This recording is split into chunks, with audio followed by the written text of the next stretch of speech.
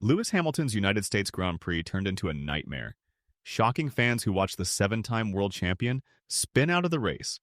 What made it even more surprising is that the incident happened at the exact same spot where George Russell caused drama during qualifying. For a driver who has dominated in Austin for years, with 6 career wins here, such a mistake raised serious questions. Hamilton himself made it clear that this wasn't down to a lapse in focus. It was the car. With only 5 races left in his Mercedes career, the frustration has reached boiling point. The Brit is now openly facing what might be some of the toughest races of his journey, and the timing couldn't be worse. His move to Ferrari is just around the corner, yet the final chapter with Mercedes seems to be fading in the most painful way possible, with poor results and growing doubts inside the garage. Mercedes' problems were on full display in Austin. Ferrari delivered a 1-2 finish, Red Bull remained competitive, and McLaren continued to show strong pace. Meanwhile, Mercedes once again failed to turn upgrades into performance. For Hamilton, it was a miserable way to continue his final months with the team. The disappointment wasn't just about results, it was about trust. He reported a strange clicking noise before the race, worrying it would affect the car, and later it was confirmed to be linked to suspension issues. That meant Mercedes had to rebuild sections of the W15 across the weekend. The frustration deepened when Hamilton realized the car felt nothing like it did during Friday practice. On Friday, he looked competitive, but by Saturday, the setup changes had transformed the car into something unstable and unpredictable. Toto Wolff admitted regret about the outcome, but even he knew it wasn't the driver's fault. It was a car that simply wasn't ready. The most painful comers, Izon for Hamilton, came against his own teammate. Russell, starting from the pit lane on hard tires, managed to bring his car home in 6th. Hamilton had started on the same compound, but spun out before he could showcase his race pace. In those first few laps, he made up several positions without heavy tire wear, suggesting a top 6 or even better finish was possible. Instead, he was left watching from the sidelines. The situation exposed a growing problem inside Mercedes. Constant, last-minute changes, often on Hamilton's car, that seemed to leave him disadvantaged. He even questioned the team directly, asking, "Where has the car gone?" After realizing the pace he showed earlier in the weekend had completely disappeared. For a driver with his reputation and achievements, this was more than a setback. It was a humiliation. It reinforced the feeling that his once dominant partnership with Mercedes was unraveling. Practice sessions also hinted at the issues. Hamilton struggled with bouncing at the front and instability at the rear, problems that reappeared during qualifying when he spun at turn 3. Russell, meanwhile, reverted to an older specification of the car and immediately looked more comfortable. This raised uncomfortable questions. Were the new upgrades actually an improvement, or had they made the car worse? Hamilton even offered to give up his new spec parts for Russell after the crash, since the team didn't have enough spares. The team refused, suggesting they still believed in the new package. But the reality on track told a different story. The upgrades only seemed to push Mercedes further away from the frontrunners.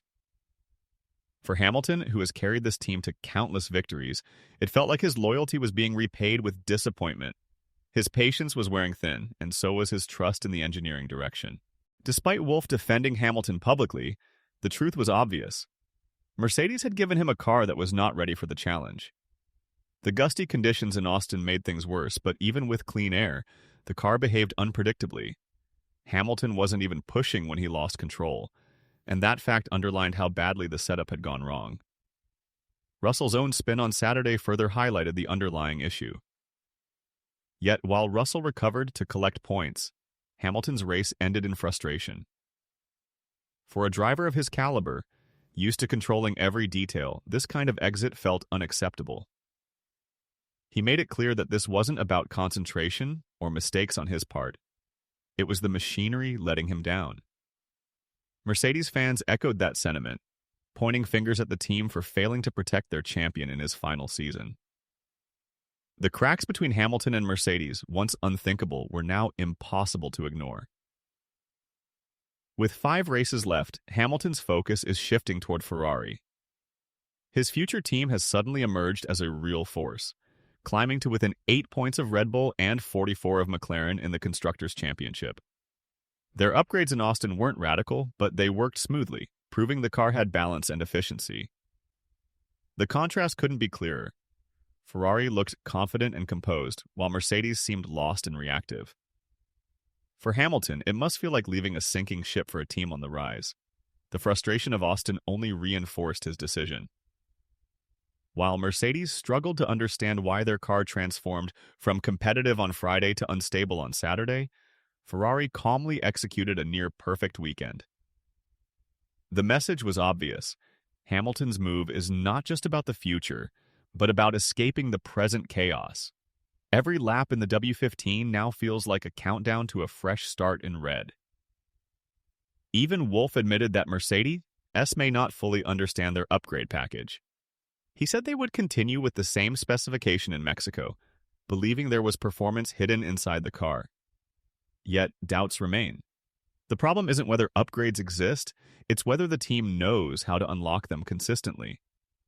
Hamilton's frustration came from this exact issue. One day he looked competitive, the next the car was a handful. In Formula One, inconsistency is worse than being outright slow because it leaves both driver and team without a clear direction. Hamilton openly questioned the engineering calls, suggesting he no longer trusted the decision-making process. After years of carrying Mercedes to world titles, this was a painful fall from grace. Fans who once saw Mercedes as untouchable now see a team scrambling for answers. For Hamilton, the disappointment is personal. He feels abandoned at a time when stability should matter most. The sense of betrayal has only grown since Hamilton announced his move to Ferrari. Some believe Mercedes stopped prioritizing his car the moment the decision became public. Whether intentional or not, the pattern is clear. Setups that don't work, upgrades that seem untested, and results that keep sliding backward. Hamilton has lost faith not only in the engineers, but also in Bono, his longtime race engineer. Their partnership once symbolized dominance, but now even that bond feels strained. Wolff insists nothing has changed in how the team treats him, but on track, the evidence suggests otherwise. The lack of spare parts, the car's unpredictable balance, and the results all point to a driver being sidelined. For a champion who gave Mercedes historic success, this treatment feels like an insult. It's no wonder Hamilton is counting down the days until his final race in silver. Austin may have been the breaking point. Hamilton, usually calm under pressure, looked disillusioned after the spin. He knows Ferrari is waiting with a car capable of fighting at the front, while Mercedes continues to stumble. The final races of his Mercedes career now feel like an obligation rather than an opportunity. Wolff still defends him, saying the crash wasn't his fault, but the damage is already done. The trust is gone. For Hamilton, the end of this chapter cannot come soon enough. What once was the most dominant partnership in Formula One is closing in a cloud of frustration and regret. Fans are left asking whether Mercedes is treating him unfairly, and if his move to Ferrari will finally give him the fresh start he deserves. One thing is certain, the legend of Lewis Hamilton at Mercedes will not end with glory, but with a bitter reminder of how quickly fortunes can change in Formula One.